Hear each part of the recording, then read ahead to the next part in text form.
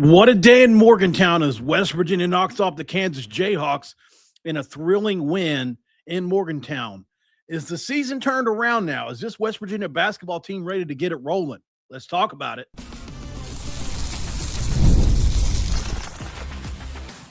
You are Locked On West Virginia, your daily podcast on the West Virginia Mountaineers, part of the Locked On Podcast Network, your team every day.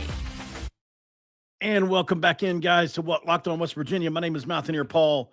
Thank you guys so much for joining in today as we're talking West Virginia hoops again, man, and excited to be doing so.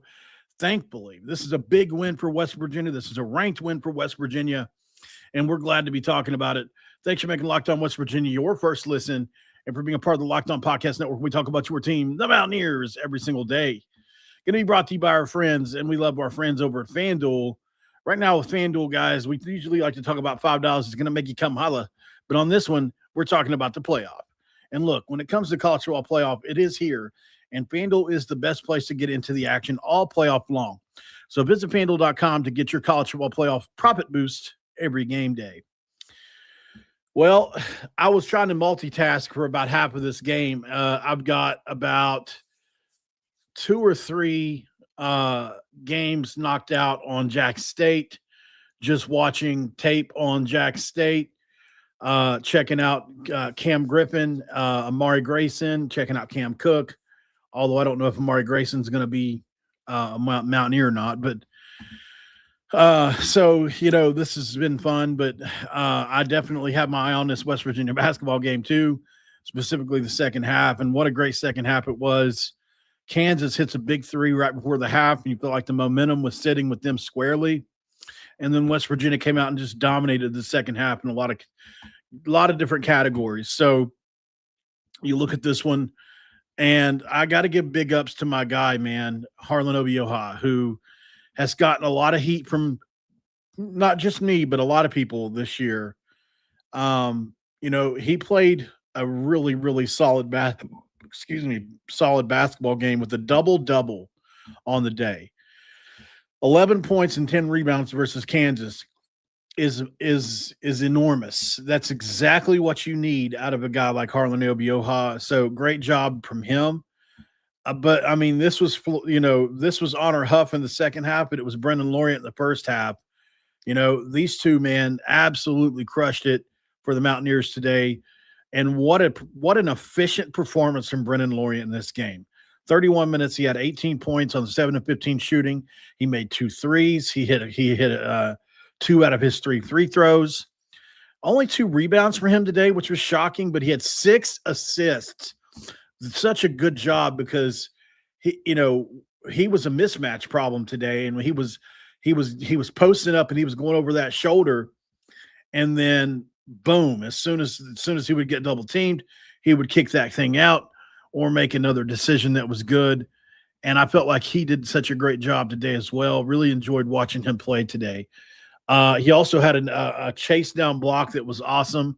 It looked like he was dead trying to get up from it, but he did a great job overall, man. Just, defensively, offensively efficient, such a good job. Trey Eulstaff played better today. He played 38 minutes. I felt like, he played well on defense at times. He made 2 threes.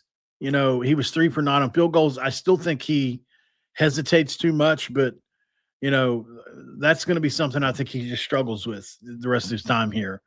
Overall, the stat line looks pretty good. 12 points on 3 of 9 shooting, 2 3-pointers.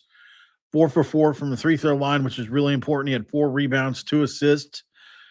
He did have a turnover. And so, but I mean, if he can do that, we'll have a chance to win games this year. And then you got Jasper Floyd, who really came on strong in the second part of the second half. He was in foul trouble all game long, only played 20 minutes. How about 4 for 4 from the field, 9 points?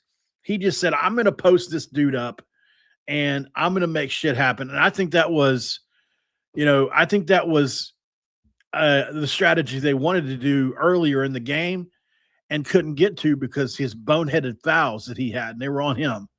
Those early fouls were definitely on Jasper. So I don't know. I don't know what happened there, but he got himself into that early foul trouble, and it just hurt him really bad, man. So you can't really blame anybody but him. But you know what? You came back strong in the last part of the second half and played so well. Jasper Floyd really did help us win this game. I mean, when we made that run at the end to go ahead, he was a big part of that. But Honor Huff is an alien. He made 5 threes again and 23 points in this game. He had another 4-point play. I'm sorry, he made 4 threes. 4 of 11, 5 field goals overall. He was 90% from the free throw line today. 7 rebounds again. One of the best rebounding guards I've ever seen, guys. It's not an outlier anymore. Honor Huff, if he was 6'3", would be the first pick in the draft. He would be the first pick in the draft. He is so much better for somebody his size than he should be. And I'm so happy we took a chance on him because you really don't know. He even played good defense. Like, he's not really that much of a – now, is there times where he's mismatched? Yes, absolutely. I'm not saying it's perfect. Nothing's perfect. But, like, he gets a lot of steals. He gets his hand in a lot of passing lanes because Honor Huff, if Honor Huff was a quarterback, I guarantee you he would be good at it. He just got he's a high IQ sport. Some guys just have really high IQ when it comes to playing sports. They just do. And I think Honor Huff is one of those guys who sees things on the field or on the court at just a little higher level than a lot of other people, which makes up for his deficiency of height. So just an elite game from him. 23 points. He'll take that every day of the week. 7 rebounds is crazy. He did have 4 turnovers, but the usage rate's high with him. He's got the ball in his hands a lot, and I do think the length of Kansas bothered him at times today. But overall, this is a big win for West Virginia. Big performances all around. If Darren Peterson's not cramping up, is this game a game that Kansas wins? I don't know. Certainly, it would probably have been a little closer. Maybe it would have been a 1-possession game at the end even. But you really can't play ifs and buts, right? If ifs and buts are candy and nuts, it'd be Christmas every day. I think Peterson's an elite player, best player on the floor at times today for the most part. And out of every player on either team, you would pick him first. But he unfortunately is having these cramping issues, which is insane. I don't know how do you fix cramping issues if I didn't even know that was a thing where somebody has cramping issues extensively beyond 1 game or 2, so I hate that for him. Hopefully he can fix it. But overall, this was a monster win for West Virginia, much needed, improves to 11 wins on the season. The final score in this game, 86-75, and you're 11-5 on the season, and you're 2-1 in Big 12 play. Listen, that's not bad. And the thing is, it could be so much better. Has West Virginia turned the season around? I want to talk about that next. Talking to our friends, and we love our friends on Rougiette. Look, with Rougiette, guys, it's a pretty simple thing. We like to talk about Rougiette, man. So looking the way life is, guys don't like to talk about their problems, right? It's a well-known fact of life. Guys just would rather internalize it, move on from it, and not even bring it up. And I understand that feeling as a guy. I get it. Not everybody wants to talk about that kind of stuff, but stress it's a silent killer, right? Work, money, and life. It doesn't just switch off at night. And when it shows up at the worst possible time, Rougiette Ready is designed to help you take back control. Rougiette Ready is a next-generation prescription treatment created to support both the brain and the body so you can feel present, confident, and ready when the moment matters.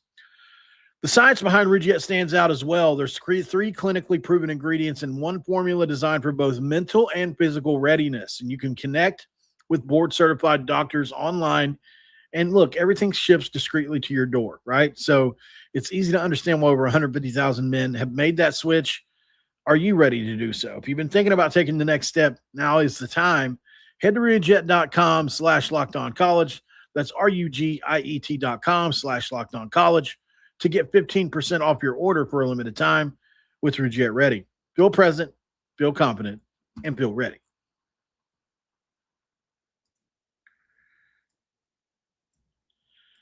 And segment 2, we might as well crack this Baja Blast do because, look, West Virginia, if you'd have told me before the day West Virginia was going to beat Kansas, you may as well Baja Blast my ass up into the sun because I thought I said that was a big win. That's a big win. That's a ranked win.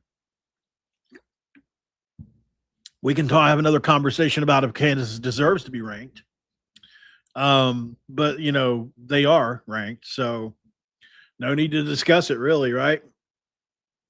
All right, so let's pull up the West Virginia schedule here. All right, so, you know, I think there's a couple notes I want to make about it. You've got an extraordinarily tough game coming up that if you win this game, then you put yourself in the driver's seat to be in the tournament, I think. But, you know, we can't really obviously go that far yet. With Houston coming up, you're at Houston on Tuesday. It's just going to be a difficult game to win. But you're on a 2-game streak after getting destroyed by Iowa State on the road. But I mean, if I look back across the season, you know, I look at the Xavier game and the West Virginia game, the Clemson game. And I think it was at the Xavier game or the Wake Forest game where you were up, or maybe, no, it was Ohio State. It's the Clemson and Ohio State games. That's the two now. I had to go back and look. Seems like these games were played forever ago because of the portal and everything. It's just the portal makes me feel like everything's been so long ago. But so obviously you gave up a huge lead, a double-digit lead to Ohio State, and they win that game by 1 point, which is just brutal. And you give up a 12-point lead with less than 6 minutes to go against Clemson, you know, to win that game. And my question is, has West Virginia turned it around? They've had late leads in games in 4 or 5 games, and in 3 games you gave up the leads. This was a game where it felt like you kind of held on to a lead, right? You know, you're up 10, you're up 12 to, you know, at the end of the game versus Kansas, and you hold on. It's a big deal to be able to do that considering what's happened this year already. Am I wrong? Let me know how you feel in the comments. Like the video, please. Subscribe if you're new around here, by the way, and I would appreciate that very much. And excuse me, share the video out, if you don't mind. I would really appreciate that. But yeah, so obviously overall here, this is a monster win for West Virginia and the future of the season. Because your goal in the first year with Ross Hodges to get to the tournament, and you get a quad 1 win at home. That's big. It's your first one of the year. You're going to have other opportunities, but if you just put one foot in front of the other and win the games you're supposed to win, I still think you'll have a great shot. You're at 11 wins now. Let's say you lose to Houston. Well, then you've got Colorado, the Buffaloes, who is, they're playing a lot better. They're not going to be an easy out by any means. They're 12-3, but it's a winnable game, more so than Houston, right? I mean, Colorado is not ranked, and then you've got Arizona State, Mr. Hurley and company, who they just got destroyed by BYU, which that's almost everybody at this point. And they're a 9-6 basketball team, so you should feel pretty decent about being able to win the next couple. And then you're going to go on the road to Arizona and lose. Arizona is the best team in the country that I've seen this year, and it's not close.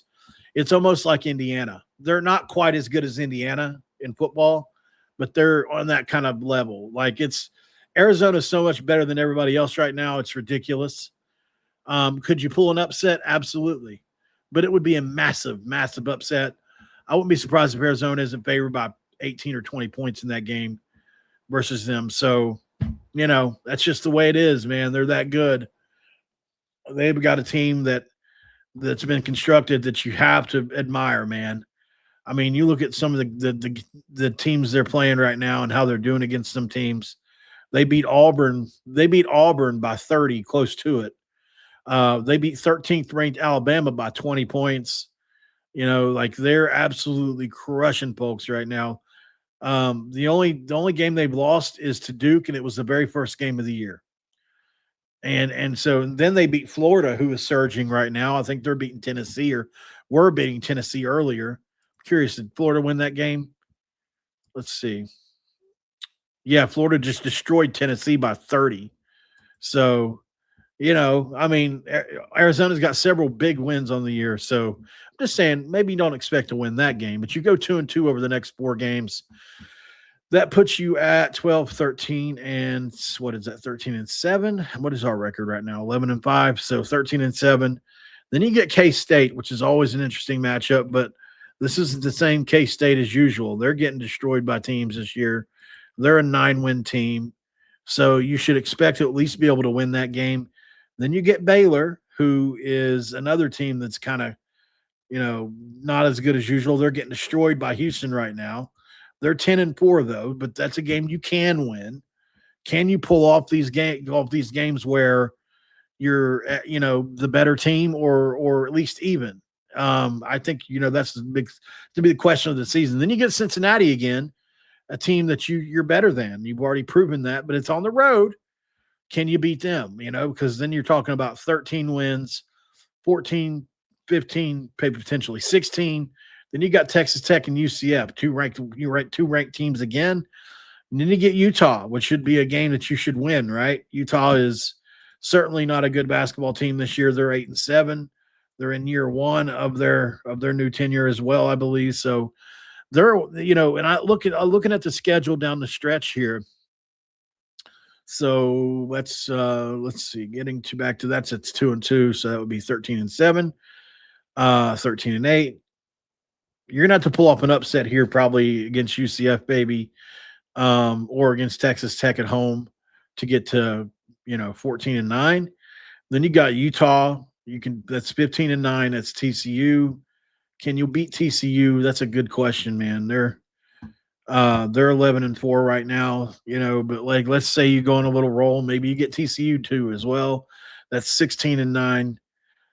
You're back with Baylor, I'm sorry. I went backwards. Then you got Oklahoma State, who is really good this year, but they're not ranked, but they're another 11-win team, I think, or so. 12-win team. How many games have they won? Oklahoma State just beat UCF. They're 13-2. So I don't know, man. Can you beat, Oklahoma State? It'll be interesting. I'll have to do a crossover with myself for that game. I probably need to get a little better at figuring out what they're all about on basketball side because, obviously I'm going to have to cover that. I've been trying to stay away from it, but too much portal stuff to remember. Then you got BYU, then you got Kansas State, then you got UCF. So you're going to have to beat another ranked team or two here. But I do think that I'm trying to figure out if we can get to 18 wins here. Okay, so let's go back through it one more time. You got Houston coming up. That's going to be a loss. So you're going to be 11-6. You got Colorado and Arizona State. You got Colorado, Arizona State, Arizona, Kansas State, the next 4 games. So can you go 12-6, 13-6, 13-7, 14-7, 15-7, 16-7, 17-7. I'm sorry, 16-8 would be more likely on that game. 16-9, 17-9. You got some wiggle room here, right? I mean, I can see a legit possibility of you being 17-9 with 5 games to go, but you're going to have to win a couple games that you shouldn't do that. You're going to beat some teams that are on the same level as you, but I do think it's possible. 10 conference wins. That's another way to look at it, Dime Drawer. Absolutely. If you want to look at it that way, we can. We're at 2-1 right now. So how do you get to 10? You've got 1, 2, 3, 4, 5, 6, 7. Let's see. How many you got left? 1, 2, 3, 4, 5, 6, 7, 8, 9, 10. 11, 12, 13, 14, 15 conference games left. And you've already won 2. So it's going to be, it's not a given, right?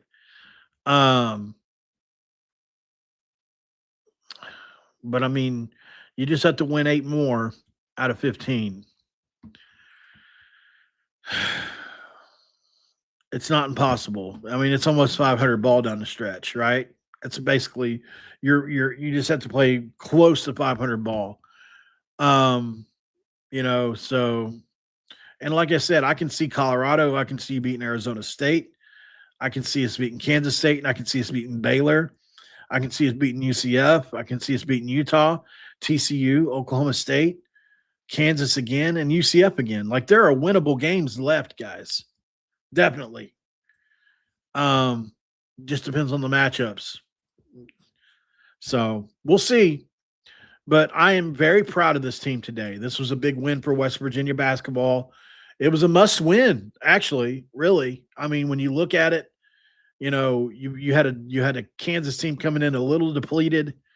Peterson not at his best, and this Kansas team not as good as they usually are. You got to get that one, because you get a Kansas team coming in that's not a top 10 team. It's only happened maybe 2 times, 3 times ever since we've been playing in over 15 years now. So yeah, that's a very rare thing. I think I heard somebody say earlier they've been ranked in the top 5 multiple times, right? Obviously, they've been ranked number 1 multiple times. And we've only been ranked ahead of them once or twice in every single game we've ever played them. It's just the brand, the name that they have. Some of those teams were deserved that they had, some weren't. Let's go to break. We'll talk about some football here. Right on the other side, guys, on Locked On West Virginia. Stick around. All right, guys, talking about our friends at FanDuel on this one. Oh, look, when it comes to FanDuel, usually we like to say our favorite saying, which is $5 is going to make you come holla, but not on this one, right? We could be talking about FanDuel and some things that they want to talk about right now with the profit boosts. And college football playoff is here. We're down to the natty pretty much, and FanDuel is giving all customers even more ways to get in on the action every single game day of the playoffs. Because right now, every college football playoff game day, FanDuel users get a profit boost waiting for them in the app. Pretty good stuff, really. You can take a shot on the underdog if you feel an upset coming. You can build a parlay around the players and moments you think decide the game, or you can just ride with the favorite when you think the matchup and they control the matchup. So apply for a profit boost, and you can go after bigger winnings when you win. FanDuel plays it out instantly, which is perfect for playoff football. FanDuel is the best place to get in on the action all season long and all playoff long. So visit FanDuel.com to get your college football playoff profit boost every game day. All right, we're back. I'm going back. I don't know why, but whenever I say I'm back, it just reminds me of that song. I'm going back to Cali. All right, who sang that? Was it Tupac that sang that? I can't even remember. You know what makes me laugh? It literally makes some people so mad that I drink Mountain Dew on here. There are some people that really hate it. Like, you wouldn't believe how many times people try to use it as a derogatory thing against me, like that Mountain Dew chugging is what people say about me. So it makes me laugh even more to drink it, because like I know some people are watching it hating it. Big old drink, and some come down my chin. All right. Offensive lineman. I think somebody's asking a question. My buddy Drumwolf in the chat. Mr. John, I'm going to sing. You're going to have to like that.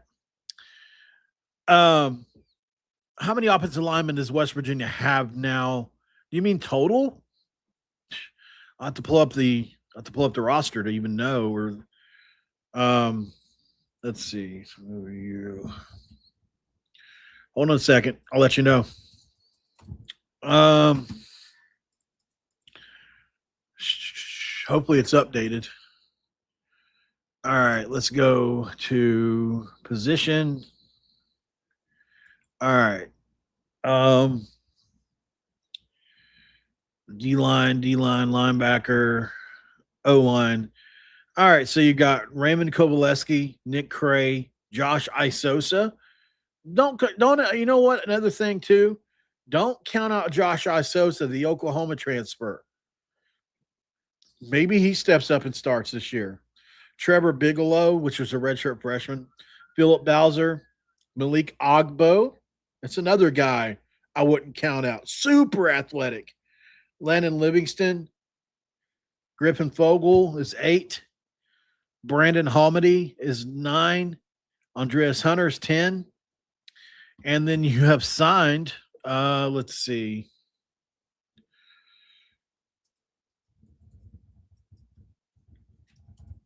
And I could probably do it off the top of my head, but I just want to make sure I'm totally correct.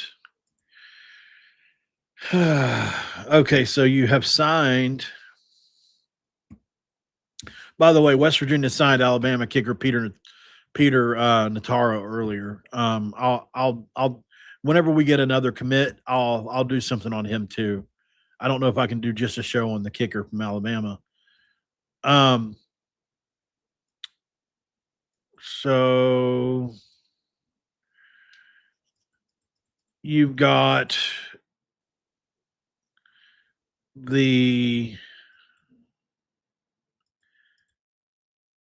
UConn offensive tackle Karsten Cassidy is 1. Cameron Griffin from Jacksonville State is 2. You've got Wes King from Wyoming, which is 3. You've got Devin Vass from Kansas State, which is 4. Is that all you've signed? Is there any more? Might be 4. So is that 14 offensive linemen?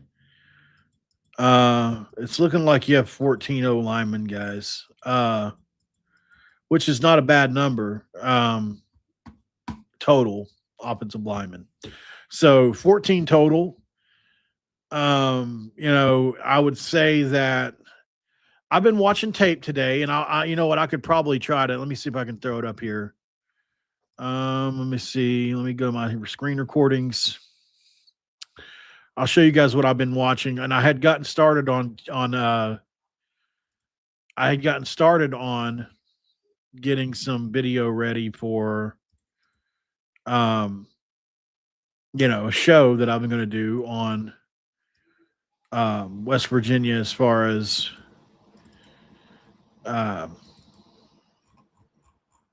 sorry, I'm a little distracted, I guess, but West Virginia's football team when it comes to the transfers from Jack State. Sorry, I'm a little distracted trying to figure this out. But so I've got, I think, 3. Let's see, how long are these? We got one that's,